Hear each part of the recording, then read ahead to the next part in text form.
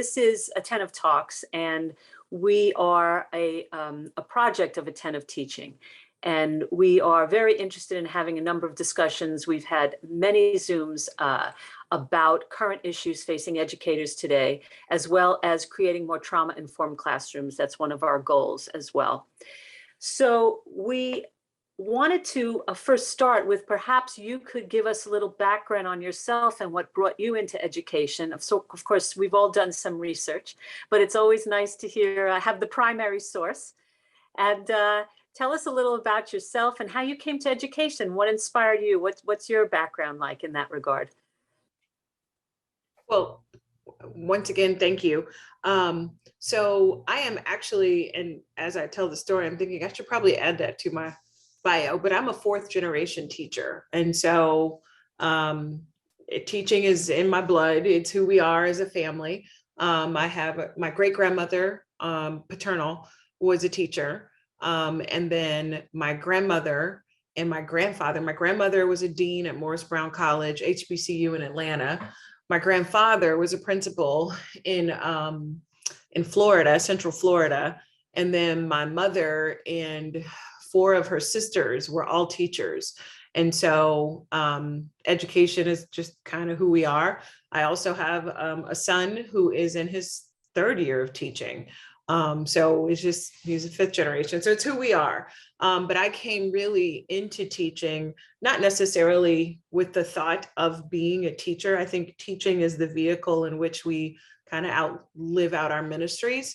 I am a person who is all about building community. As a kid growing up in Oklahoma City public schools, in the 70s when I started school, which sounds so crazy to say out loud, in the 70s, we were bused. Brown children were bused from their neighborhood schools. So as a result, in my 12 years of schooling in Oklahoma City public schools, I went to 8 different schools and my parents have never moved. And so when I tell that story, it sounds like I'm an army brat or something, and I'm not. I am just a child who happened to grow up in the DSEG era. In that DSEG era, what the wisdom at the time was, we'll just take brown kids and take them out of their neighborhoods and put them somewhere else.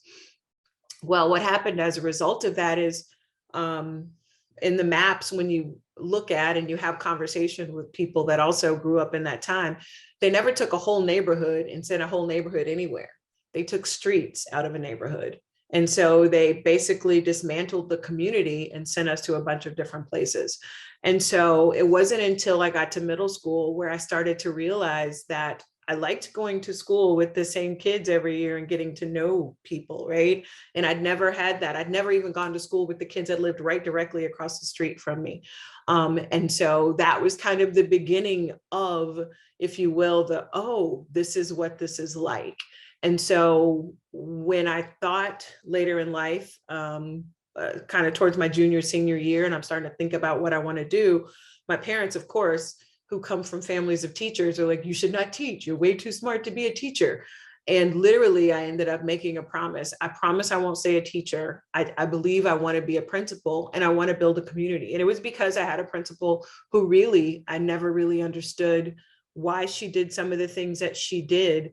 But I remember showing up my junior year and my principal had on my basketball jersey. And I was like, whoa, the principal is me today. And this was an older white woman. She understood culturally responsive teaching before culturally responsive teaching was a thing, right?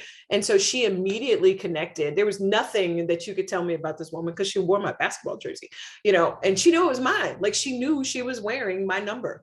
And so that was probably the beginning of, you know what? I want kids to feel like they belong somewhere. And so that's kind of how I went. So I only taught for 4 years. I taught a different grade every year just because I wanted the most experience I could get. And then I went into administration, yada, yada, yada. 27 years later, I'm entering my 10th year as superintendent, about 1,200 kids in my district.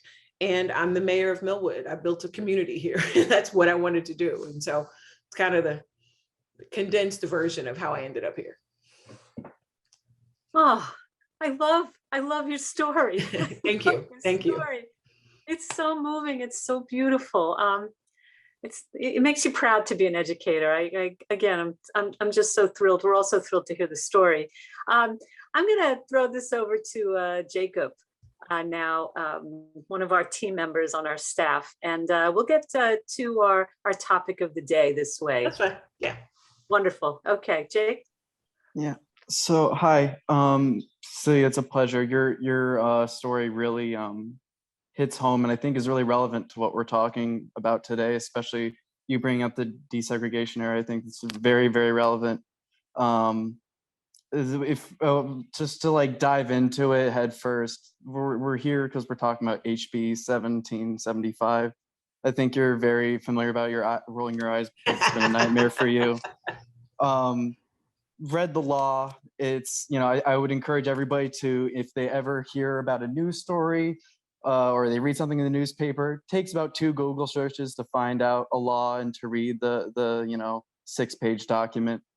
A lot of these laws that are rolling in are using a lot of neutral language to get what they want through, whether that's well, we were talking before you joined us, Cecilia, about how it's basically legalizing witch hunts on teachers, and it's essentially allowing any parent that's in the community to file a formal complaint against specific teachers if they have a problem with the curriculum. And if the school does not protect that teacher is loses their credits and they're out. And then if the school does protect the teacher, which we've seen in 2 cases so far, they can be threatened with losing their being accredited as an institution. Why I think that your story about desegregation is so relevant is because this is part of a larger project to privatize education and to create charter schools that effectively resegregate America. And so if you could just speak more as to on the ground what it looks like when you saw this law like come into effect, what you saw in your community, if you had any parents try to take action, for lack of a better term, and what they might have been upset about, that it would be really great to hear from you. So one of the things that I definitely have the greatest amount of concern with is this kind of notion of schools resegregating, right? Schools are outcomes of society, of community. Schools are segregated already just by virtue of redlining in cities, right?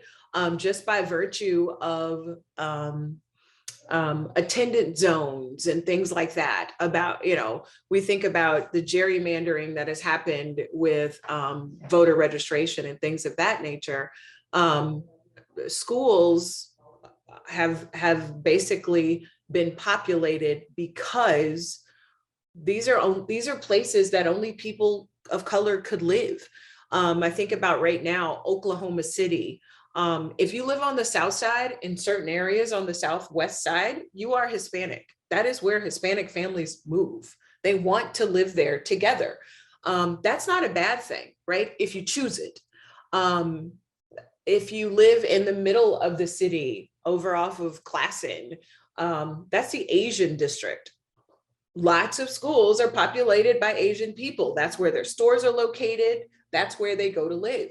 If you are on the east side, you are on the Black side of town.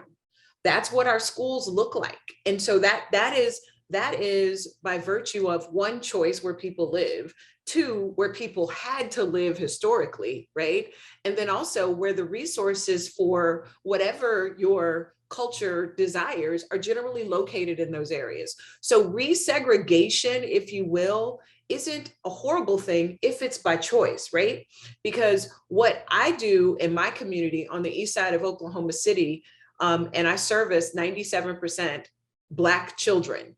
What I do to celebrate these children may not be the same that they get up north where it's primarily white. And that's okay for a parent to choose to put their child there, right? Or to choose to move to this side of town. I think it's when it's forced that we have an issue, right? So I feel like the dismantling of public schools is the second iteration, the second generation of white flight. And now we don't want to just take our kids out. We want you to pay for it. We want to take our money with us. And so that's really what I think it really is. It's so I don't want to talk about segregation like it's a bad thing, because all of us, back to communities, look for communities that affirm us, that we can be ourselves, that we can flourish in. All of us want that. I had a conversation with somebody about LGBTQ plus, and they're like, why do we have all these pluses and acronyms, and every other year it's something else? And I said, because everybody wants to belong to something, right? So they want to find out that somebody out there feels the way that I feel. And this is what we call that. And so that's not necessarily a bad thing. So when I think about House Bill 1775, and you probably have Googled me about this, I literally called my own press conference, like literally, because they asked the state superintendent and she didn't feel like she could comment on it. I was like, I can comment on it. It was not yet a law, but as the only, at the time, there was only one other Black superintendent in the state out of 520 of us. Now there are 4 of us, moving up in the world. I still am the only Black woman, but I am compelled to speak out because this is the community that I represent. And I know that there are not a lot of other people who answer to boards that would allow for them to speak on this issue, because nobody wants to be on the affirmative on this, right? No one wants to say, I want to teach CRT, because that's not really what I'm asking for. It's not what I'm asking for, because it's not a real thing, right? It's not something that I would ever. But what I am advocating for is there is sensitive information that has been taught in classrooms for years, and we've never had a law against it. I don't know that I've ever worked in a year that I can recall. There was one time when a couple of years I worked in Kansas City. I wasn't as close to schools, but I'm sure it happened. Every year, some teacher gets asked about Jesus. Every year, no matter what you do, you just get asked about Jesus. There are kids in your classroom who don't know who Jesus is, good, bad, different, whatever. And teachers have been handling it for years. And we can't teach religion, right? But so if a Jewish kid comes home and says, my teacher told me about Jesus, right? Then parents deal with that situation and say, hey, this is what we teach our kid, whatever. That is how we've dealt with it for years. And so all of a sudden, there's this conversation because we have these, we're more educated, right? It's back to, we have all these terms because everybody's trying to figure out, well, what does this mean? So now we're under this anti-racist umbrella, right? And so when we have these terms and you look at that and you say, hold up, no one's going to say I want to be racist, but they're going to say, but you can't make me feel bad, right? You can't make me feel bad because I don't agree with this anti-racist viewpoint. So I feel like these laws are being erected literally to make people feel better in class or give them the opportunity to not feel bad. But my concern about that is we are talking about people who have the opportunity to go home and tell a parent how they feel or don't want to feel in class.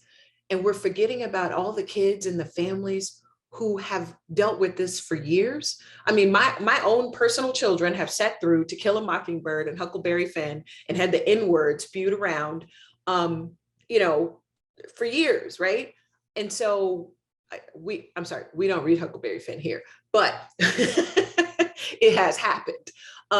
But we have dealt with that as educators, right? We have tried to figure out how to, if this is supposedly something that is so important, how do we make sure we scaffold this so that we honor the people that are present in the classroom, right? We're teachers, that's our craft. We know things are going to make people uncomfortable. We've been doing that for years, but we are more concerned now about the people who can go home and tell a parent and less concerned about the children who need schools to affirm them, who need schools to give them to demonstrate agency and identity, who need schools to give them mental health services, who need schools to feed them.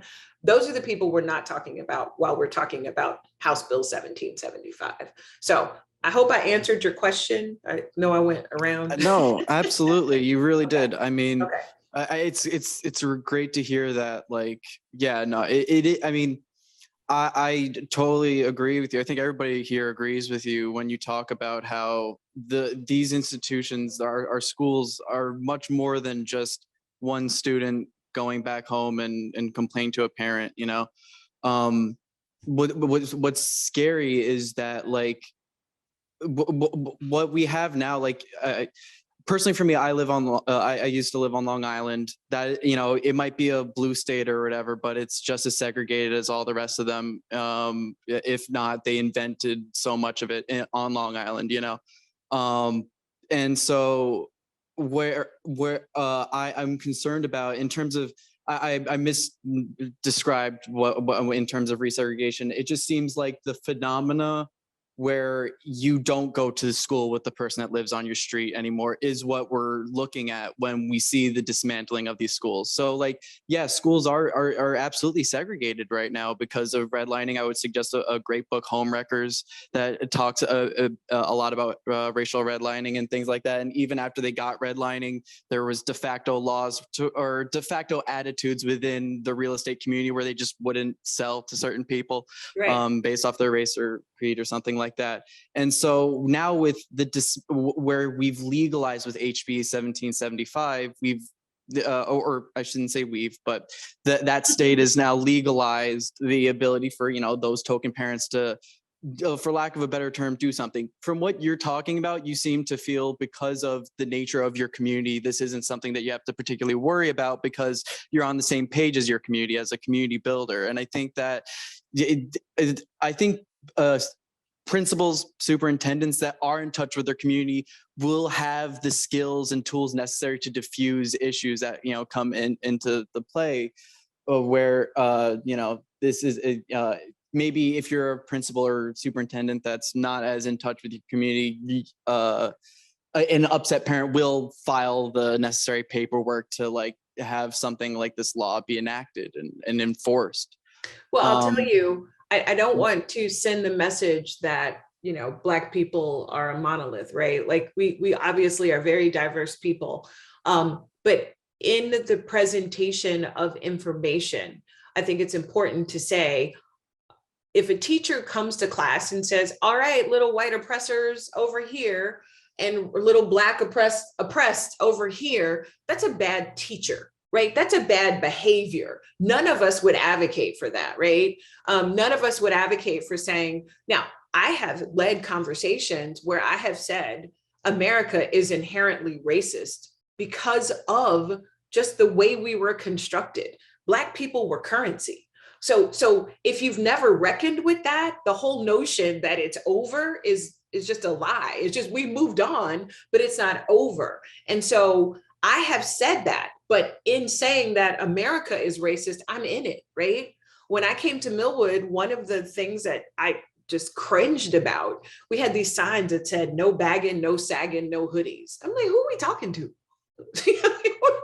Wait, what is this about? Like, we have adopted someone else's version of who our children are. Like we've got to step back and say, do we really believe that hoodies are violent? Like for real? Like what is, so I had to work with my staff to unpack, why have we adopted these things and these beliefs about our own children? They're our kids. And I say this in the sense that my 2 boys graduated from here. And then I have 6 great nieces and nephews here. So I'm like, these are our kids. Why are we believing what someone else is telling us about them? So I think we're all guilty of it if we don't work hard to do something different. So. No, you're absolutely right. You have to like actually be involved. And I think that's the message that we're like trying to come to with this podcast is that like getting involved in your local community is how you actually like create a positive alternative to what like a lot of these more terrifying laws look like. Right. Yeah. Yeah. So I mean, from what you really seem like you're not worried at all about like a lot of the charter school creep that like we seem to be having, because like from what I understand, there's like these school voucher programs that allow parents to like pool their kids from different schools, and There's recent news that 2 Oklahoma counties public schools have lost accreditation already, in terms of being able to get like taxpayer funding and stuff like that. And So they didn't lose accreditation. They have been graded down on accreditation. They haven't lost accreditation. Now it was severe, but it wasn't a losing of accreditation. That's not it. But it was a definitely a shot across the bow to the rest of us. Like, we are not playing, which is concerning. But it was just a lowering. It was a lowering of 2 levels, if you will. Sure. I saw that it's a 3-year period. Is that true? Where yes. Okay. Mm-hmm, mm-hmm, mm-hmm. Yeah. And it is unnerving, because one of them happened before the law was even, there were even rules on the law, the one in Tulsa Public Schools. And then the other one was self-reported. Like, they told on themselves. Nobody would have even known, but they told on themselves. So it's crazy. It really is crazy, but it has the potential to get much crazier, because we're in a really tight state superintendent race. And one of the people who's running for state superintendent is a huge advocate for House Bill 1775. Like, most of his material is ban critical race theory. And the odd thing is he was a US history teacher. That's a whole other So. Yeah, I think you've done a great job at like pointing out that a lot of the bill is just trying to pigeonhole people into something that is just not happening. Like that bad teacher example, I think, is what we really need to emphasize is not occurring in any classroom for the large part. I would say vast majority is just not happening. And yeah, I think that this fear that people have needs to just wind down a bit, and they need to get more active and not allow a lot of these fearful teachers. And the other part of that is it is very one-sided, right? There have been many cases documented in the state of Oklahoma where kids have been in classrooms and the N-word is being used by the teacher, generally in some type of lesson. And the kids have said, please don't use that word, that is offensive to me, da, da, da, da. And so I'm waiting for that case to come forward and see how we treat that, right? So. Yeah, thanks so much. I'd love to pass it. Yeah, Karen, you had something that you wanted to ask as well. Cordelia raised her hand. Okay, after that. Oh, go ahead. Do Cordelia, I'm sorry. you want me to go first or Cordelia? Go ahead, Karen. Okay, so when we first learned about you and what you're doing, we thought it was completely admirable. And from being in New York, we kind of, and especially in New York City and, the counties closest to it, we kind of have this attitude of, I'm going to close my door and do whatever I'm going to do. So we don't, like, this is not a big concern for us right now. We don't worry about it. What do you want people outside of Oklahoma to know about, how you're doing this, what we should be doing, how we should address this issue, Right. Well, yeah. No, thank you for that question. What I also meant to say is, I don't know if it's on my bio again, but I am a blue ribbon principal for a charter school in Hartford, Connecticut.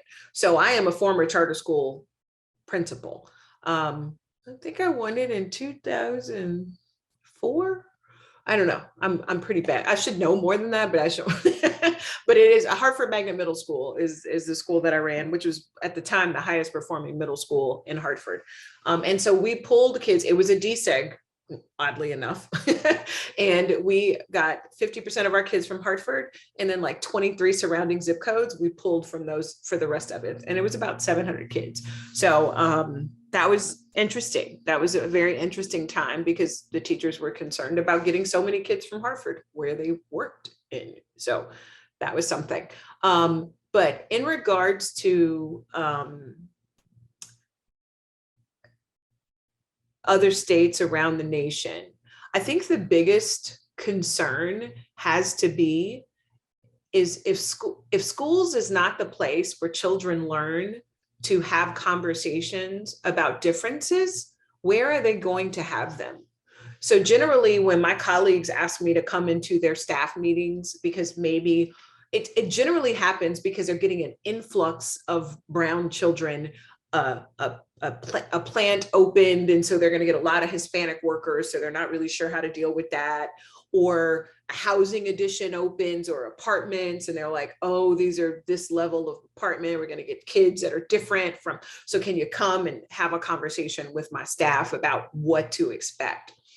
What I generally ask them to do is just take stock of where you spend your time personally, right? Do you go to church with people that all look and think like you? Do you go to your social events with all people that look and think like, and we're all guilty of it, right? Back to community, comfort, whatever. So one of the best ways for you to start trying to figure out how to accept some of the things that are going to come into your classroom, because, you know, teachers, our classroom is our temple, right? Don't, you know, if we could tell our kids to take their shoe, don't take your shoes off, don't step on my carpet, right? Because you own it, which is what you should do. And I think one of the things as adults we have to do is to get out of our comfort, right? And that doesn't even mean necessarily talking to somebody else or having them in your home. You can go to the Asian market and just see how they're shopping. It's just different, just going in an Asian market, right? Going to the other side of town, making an extra effort to shop someplace different, just so that you are surrounded by people that are different from you. You hear a different language, you see a different custom, whatever. Making that uncomfortable move for yourself will open you to having to knowing how these children that are coming into your classroom feel. Because if you've never felt that, it's not a priority to you, right? So because you never have to. And when you are in the minority, it is so easy. Like for brown people in Oklahoma City on this side of town, we have to go to a different side of town because we're in a food desert. We don't have grocery stores over here. So we have to go somewhere else to shop. That's just what it is. And so but there are very few white communities that have to go anywhere else for anything. So back to teachers and people that just want to shut their doors and you're in other states, is what is happening in Oklahoma has a real possibility of taking hold somewhere else, because there are more and more people who don't go outside the comforts of their own neighborhood, their own homes, their own whatevers. And so when these conversations happen in class for teachers, the reporter in Tulsa Public Schools, how they got to the state board was a teacher. That's who told. Can you imagine? The teacher did not want to have a conversation about biases that they may have come into the building with. And bias has nothing to do with necessarily your race, color, or creed. It has to do with like your economic status, with the side of town you live on, the region. When I moved from Oklahoma to Hartford, Connecticut, oh my goodness, everybody was brown, but nobody was Black. And good luck finding a Native American in Hartford, Connecticut, right? I mean, so I had never been surrounded with so many people from the Caribbean. Like all this new food, it's great. Now, don't get me wrong. But I'm just saying, so I had to, the Spanish was different. The Spanish that I learned in Oklahoma was not the Spanish they were speaking in Hartford, Connecticut, you know? And so I had to figure out how to adapt and learn from the people whose space I was invading. I mean, I moved to where they were. And so that's what I'd say for states is if you don't think it can happen to you, it likely can. And as teachers, I think it is our responsibility. We are building tomorrow, right? We're building tomorrow's citizens. What are we teaching them if we don't tell them that the world is different? I think you're so right. And Thank you. when you were talking about that, it made me feel uncomfortable for a moment. For a moment, I got this twinge inside my body, thinking like when you said there's, the Black community has to go into the white community to get stuff, because like the white community never has to worry about finding anything. I was just like, ugh, just that feeling of going like, all right, that made me feel bad. No, but in a good way. Do you know what I'm saying? Right. Which is very important, I think, that's what's so important for children to understand and to learn, like you're saying, the differences between people so that we can get along and understand and make changes, right? How are these kids going to learn to make change? How is anything? I mean, it's just going to get so much worse. Like I can't even, like worse than ever if this continues, because people are just they're not going to be able to move, fluidly through different communities and through different people, like you're saying. It's like, that is the scariest thing, what you just said to me, what you just said to us. So the polarization of both political parties is extreme right now, right? It's all the way over here, all the way over here. That is because both sides are protecting their way of lives, right? Like, this is what I know and what I understand. And we are slowly losing that middle. And we're losing that middle because the people that we're training to grow up and be citizens are all one-sided. Like, they're either this or they're either that. And there has to be a middle. There's no way as a country we can survive if we don't have that middle. And I was able to give you a lesson on privilege without ever calling it privilege. Because privilege is a theory, right? It lives up here, right? It's like going into a classroom and saying, today I'm going to use constructivism to teach you how to play. Nobody does that, right? Today I'm going to use critical race theory to show you how it's important to know how your neighbor lives. Never would do that. Nobody would ever do that. So, but maybe, I don't know, novice. I do have a little more experience. So he has his hand up. How do you, Oh, I think it's really interesting and important. You've talked about the importance of community, but you're also talking about the importance of diversity in American culture and being able to move. How do we get those two things together? Because when you told the story of how it felt to be taken out of your neighborhood, your community, into a school, which was supposed to be a way of fixing things in America, and how it really was quite destructive. I mean, how do we use education and schools? How do we combine those two things? How do we allow kids to go to schools in their communities, and people assuming they want to live in those communities where they share cultural traditions and foods and all kinds of things, family, and yet still be able to be one people? So I want to be clear when I say that my definition of community is lots of different things, right? It's not one thing. It's not just a fixed place or a fixed situation, right? Community is something you can feel. So I will take, honestly, the one of the candidates for state superintendent used to actually be the AP US history teacher here. He is now supporting House Bill 1775, even though he taught in an all-Black high school.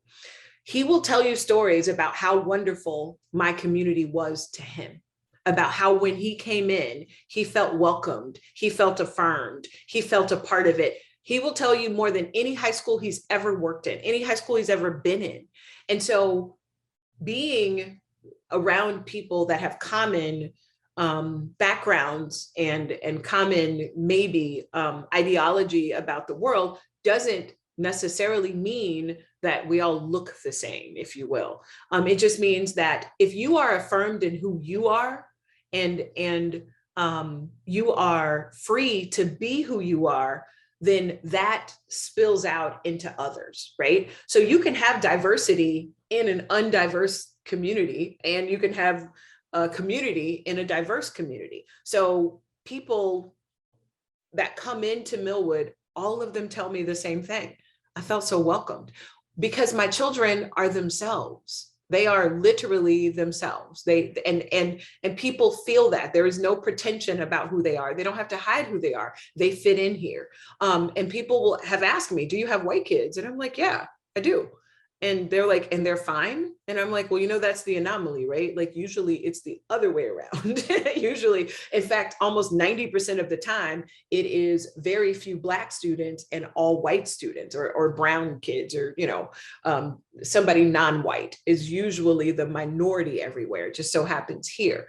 But my students who are white, even their families, they're just like, we would never take our kid anywhere else because we love it here. We love how our kids feel when they're here. So if you are in a community and it's a true community, you are affirmed in who you are, and it doesn't matter it doesn't matter where you are. We take our community. I wrote an article for the National High School Association, I think, and I talked about how using sports and activities to spread your community everywhere you go.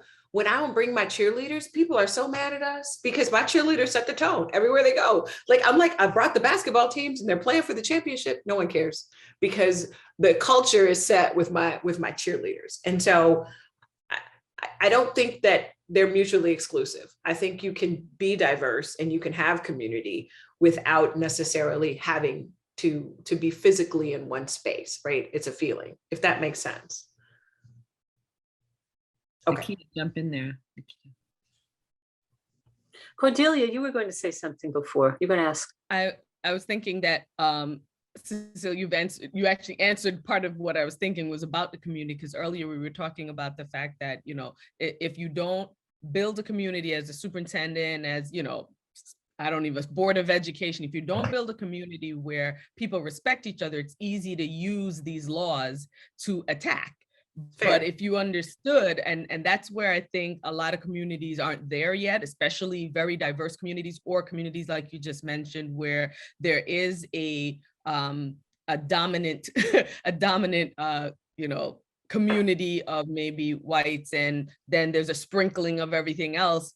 When those conversations come up and there's only maybe 2 brown students in the room and a teacher does say, you know, something that is truth, that really is truth, that there seems to be an some parents, and it's minority, Carol, we said that it's not a lot of the parents, but there is a loud outcry from some parents that then we're not seeing the same pushback from the rest of the community who doesn't feel that way. They really don't. They agree with the teacher, agree with the school in ability to teach this true information, but we're not seeing the same support. And I'm not sure why that is, or why the silence happens. And how do you think we can just kind of, I don't know, build that community where somebody pushes back against the loud people?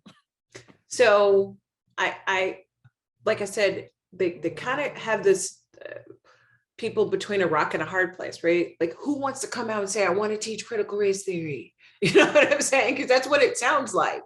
Right. And so they've made it hard to fight. And so that's why I use the term bad teaching, right? It's just bad teaching. It's just bad teaching. People don't want to hear it, but teachers are people too. They're not angels. They lie, they steal, they cheat, they're lazy, but they're also great, right? And so we are just like any other human. If not, I wouldn't have to fire people or go to court, or, you know, it happens. And so I think we have to call that what it is. That's bad teaching.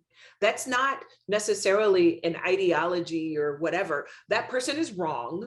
There should never be a situation where a teacher is calling a kid racist. Like that just should not happen in anybody's classroom or anybody's schools. And so when a person says that, you have to make it about the behavior of the teacher and not the topics, right? And not because here's the thing, there are bad math teachers who are teaching kids horrible, horrible. And we can call that bad, right? Why can't we call this bad, right? But we fire bad teachers all the time.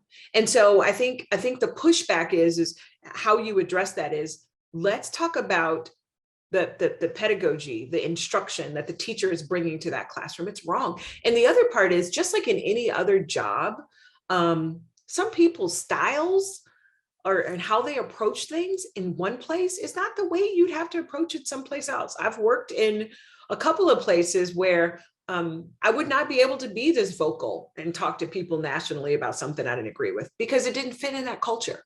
You know, so that can happen in schools. And I think what happens is when, you know, I'm sure we say this all the time. Everybody went to schools. So everybody knows how schools work, right? And so everybody, when something like this happens, they remember the worst experience they had with a teacher, and they assign this behavior to that teacher, because we have all had a bad behaving adult around us, over us, near us, or whatever. And that's what that's what they're fighting back against, right? But I think we have the ability as leaders, or you should be having leaders that have the ability to, because if I had a teacher that was teaching Jesus, I'd have a problem. I'm not supposed to in Christian America, but I would. You know, when I came here, my football coach prays with the football team. I was like, somebody's gonna get us. Well, culturally, in my community, people don't mind. And if somebody came and said to me, and I told him, if somebody comes and says something, we're going to have to stop. And he's like, it's your son leading the prayer. I know. But if you know, my son has been had a calling since he was 13, and every team he played on, he always prayed, and he does now preach on the radio. He is a preacher. He's a teacher and a preacher. And so that was who it was. And he asked the coach, can I pray for the team? And he let him pray, and that's what they do. So, but culturally here we could do it. The school we came from before we got to Millwood, I don't know that they would have let him do that. I don't think so. So, okay. What's his name? Is it Nakia? Yeah. I was like, had your hand up for a while. Yeah. Hi, Cecilia. Nice to meet you. Hi. Nice to meet you. I think one of the things that it is that we've had a conversation about many a times is just the acronym, the CRT, with critical race theory. And for me, the simple fact of the matter is that critical race theory is not even being taught in schools. Every single thing that it is that we're talking about is culturally responsive learning. That's what this is. And so I think that there is a piece here where there is because we are dealing with this situation almost kind of like in a reactionary standpoint due to a lack of activism, because we haven't been able to get out in front of that. You made the comment of when you came into your schools and it says, no bagging, no sagging, something like that, and made the comment of, why are we letting other people define who it is that our kids are? With education, why are we allowing, as educators in an educational community, why are we allowing people to tell us what it is that these things actually are? Teachers aren't in classrooms examining the racial constructs and the institutional racism that exists within America. That's not what we're talking about. What we are talking about are factual events about the history, and the fact that our history includes more than just one race of people that have made contributions, and that there are some things that happen that were perpetuated by a particular race of people, but that is part of our history. And that's supposed to be something that it is that we use to move forward, because it's a tenet of democracy, right? So as we're going through all of these things, and I'm sitting here and I'm listening to some of what it is that we've spoken to in the past, I think what's really important here is that sense of community, and what Cordelia is saying, and what it is, and part of what Karen was saying too, how it is that we like to close our doors and kind of like do our thing. I think it has to be more of us getting to a point where it is that we stand up as a community and say that, this is not about, everyone has been in a situation in the classroom where they felt bad. I remember me moving from the Bronx, where it is that my family, grew up, and then coming to school in Long Island for my 11th and 12th grade and high school. So I went from the South Bronx to Comac High School. For anybody who's on Long Island, you can kind of see you can only imagine what that must have been like. And I remember saying to myself, I remember in my social studies class, when I knew slavery was coming, I knew it. You did the countdown, it's coming. And I was sitting there in the chair, and I was looking down in my book, and I said, please don't ask me this question. Don't ask me what it is that I think about slavery. And it's almost one of those moments where it is that, we all do this, and, not because of any malintent. And we say to somebody when someone passes away, oh, how are you doing, to kind of do a check-in. Well, how do you think I'm doing? I just lost somebody who is, lost a loved one. And so you go back to that same kind of feeling of where it is that it's like, we are now getting to this point where it is that you can't tell the truth without someone feeling bad. But my question to you is, why? What do you feel bad? And how are we mistaking feeling bad with sympathy and empathy? And why are we trying to protect people from those emotions and feelings? Because that's how it is that we grow as a community as a whole. So it's really mind-boggling how it is that we all have politicians who, many of them, are creating, these laws and bills over something that doesn't even exist, that's happening in schools, when all it is that we're trying to, make sure that we understand and teach our kids in the one institution where we can do that. And it's supposed to be about learning for not just kids, but learning for adults. So for me, the thought of, a teacher not being able to teach different kids, I'm sorry, but that's part of what it is that you're supposed to do. You're supposed to learn as an adult. When a kid comes into your room and they're different than what it is that you have experienced in the past, that is an opportunity for you as an educator to learn, because we are forever learners. We're supposed to be. So this whole thing is problematic for me, but it still comes back to the same thing. We have to be able to speak louder and not have, that minority, that loud minority, which is a microcosm of what it is that we're dealing with in our nation and in America as it is, that loud minority to tell us what it is, making these decisions about what it is that we should be doing. And that holds true for our community as well. We have to be able to stand up to those people and say, this is not about your kid feeling bad. Your child is developing empathy. We're not saying that your child is an oppressor, but we are letting them know that these people didn't choose to be slaves. I'm gonna give you a short answer. I'm gonna give you a long answer, but I'm gonna give you a short response to the first why. Black Lives Matter.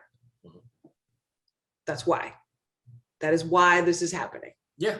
Because this group came out and said, Black Lives Matter. They didn't say above anybody else. They didn't say more than. All they said was Black Lives Matter. And then from there, people start to take hold to what is white fragility? What is this? What is anti-racist? And so all of these things that have been there, right? Like critical race theory has been there for 30 years, right?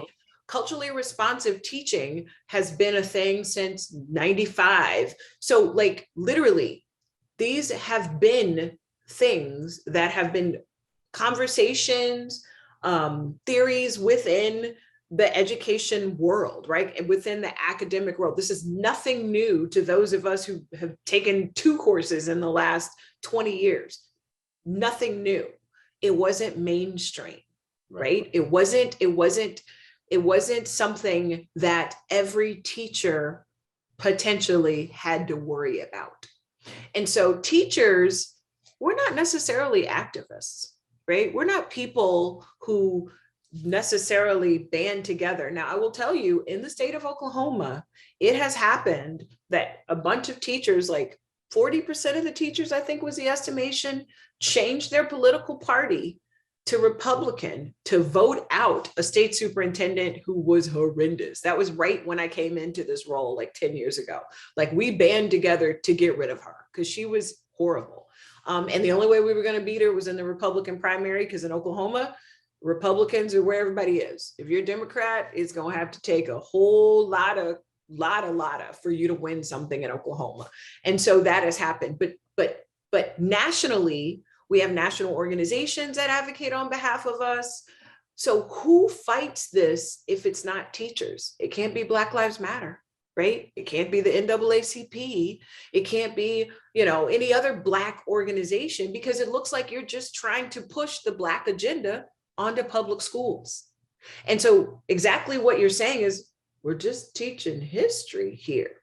But when we have schools that are assigning, Kindy's work, like some of people's summer reading is how to be an anti-racist. Like I sat on a panel with a guy from Fordham Institute, and he says, my son's high school reading was how to be an anti-racist. I said, well, did you open the book? Because it gives you a choice. It defines racist and anti-racist. It defines segregationist and anti-segregationist. You don't have to be anti-racist. It just tells you what your ideology, it just brings it together for you. It's not telling you have to do this. You're just saying, if you don't do this, this is who you are.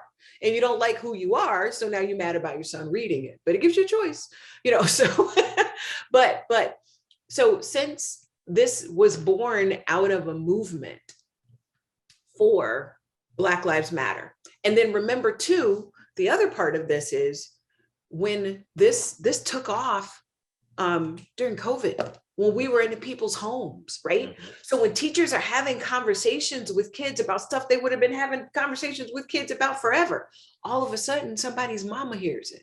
It's like, hold up, y'all been talking about Black stuff in school?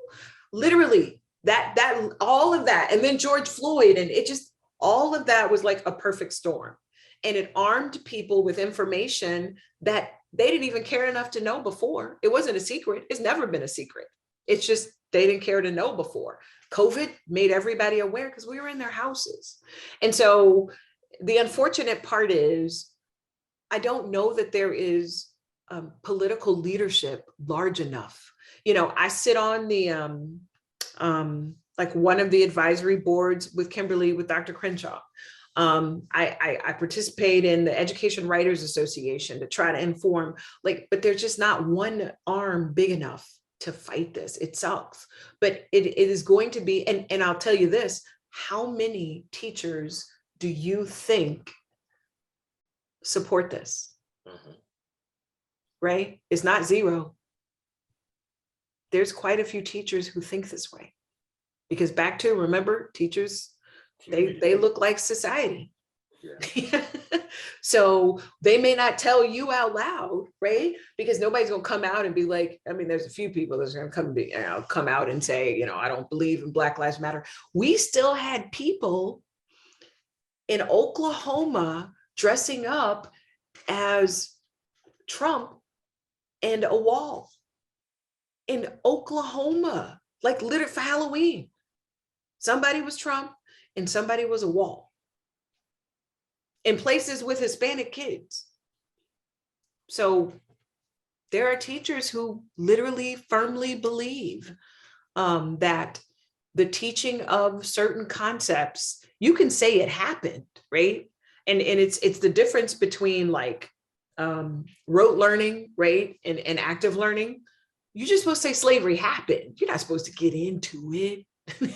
We can recognize it, but none of that, all that flies in the face of AP, you know, AP history and AP history exams, because all of those you have to make comparisons. They don't even give you the topics. They just said in this amount of time, make this comparison about this, and you got to write to it.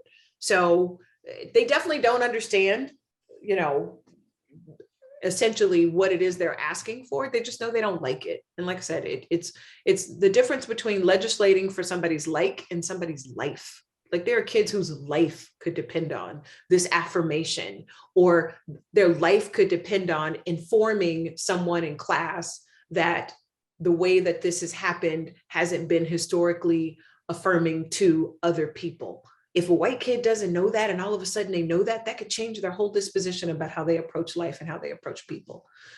Maybe that's what they're guarding against. But what you're saying makes sense, which none of this does. Right? It doesn't make sense. I hope that answered. Did that help? Yes. Okay. Yeah. I don't know if they're guarding against it. I think what you're talking about, you touched on a couple of things that I think it's like it's quite simple in the way that I see it sometimes. I don't know, and I get a little kind of crazy about this, but I think it's like the Black Lives Movement. It was like put on a platter, silver platter, and handed to the conservative right to be able to jump on this. And this is an outcome of that. Okay. Because now, as you can start to get people, like what you were saying, questioning, like, what do you mean? Like all of a sudden white people, but that's what it was. Make America white again. Right. That was one of the things that came out of, you know, the Trump presidency. And, you know, this is what it was, but it goes back even further to when Obama was president. All right. And what that was necessary for in a lot of people's minds in order to push forward this white agenda, which is now coming forth in a really big way and turning all of these things around to what they don't mean anymore. Because if you rile up people, this is a great way to rile up people and get people to the polls, right? To say like, this is what's happening in the school. So when you get the parents pissed off and they're all worried now, oh my God, my child's going to feel bad because, you know, back how many years we had, we were slave owners, or even if we weren't, it doesn't matter. You know what I mean? They're just getting so riled up. It's all about the bottom line about who they're going to vote for. Okay. Who they're going to vote for, who we're going to put into office, what kind of country we're going to have. And you're right, we have to stand up. We have to open our mouths. We have to be louder. We have to be louder. We cannot tolerate this and stand for it any longer, in my opinion, in all areas. It's not just in school, but it's like what's happening in the schools, what's happening with the LGBT, the LGBT community, all of that. We have to be really proactive and be brave to open our mouth and stand up and say, no, this is not going to happen. Well, I will tell you, I have been surprised as to how far they are going with the LGBTQ community, because I honestly had given them more credit for being stronger. And maybe they are, maybe there's an undercurrent and they're building up and coming back, because I really did think if anybody stood the opportunity to stand up against this, it was that community, because it affects so many people across racial lines and socioeconomic levels and things like that. And so I'm very hopeful for that. But it is really about standing up to people who think that anything different is wrong. And that's really where we are. But I'll tell you what I tell most people is that I really am hopeful. This group of kids that we have, I said, there was a Republican group that quoted me as saying, the world is going to be browner and gayer in the future. It is. And that is because people are affirmed in who they are. They're becoming more affirmed in who they are, and they're speaking up. And I said, these kids aren't waiting for a seat at the table. They are flipping the table over, because this group of kids that we are raising right now, this Gen Zers, they have literally the capacity and the ability to just turn everything around. Like, remember, well, I don't know if in Oklahoma, they basically almost shut down the Trump rally, right? Like the TikTokers bought all the tickets. They went in, got all the tickets. It was a whole bit of confusion. Of course, he used the camera angles and things to act like, he had more than, how he does. But the TikTokers shut it down. So they are, this generation of kids is definitely doing something amazing. So anyway. It's funny, Cecilia, that's what I was going to ask you as one of our last questions here today. Is how are the kids in your district responding to all of this? How are they responding? I'm really curious. I mean, and also I have to just say personally, as a AP American history teacher myself, when it just resonated completely. The idea that I can't have my kid, I mean, we compare, that's comparison essays and contrast and looking and critical thinking. I mean, that's what it's all about. And it's so imperative. And I have great hope for our young people as well. Great hope. I feel as you do. We all feel as you do. But so if we could kind of move into that direction, because we will come to an end of our Zoom in a moment.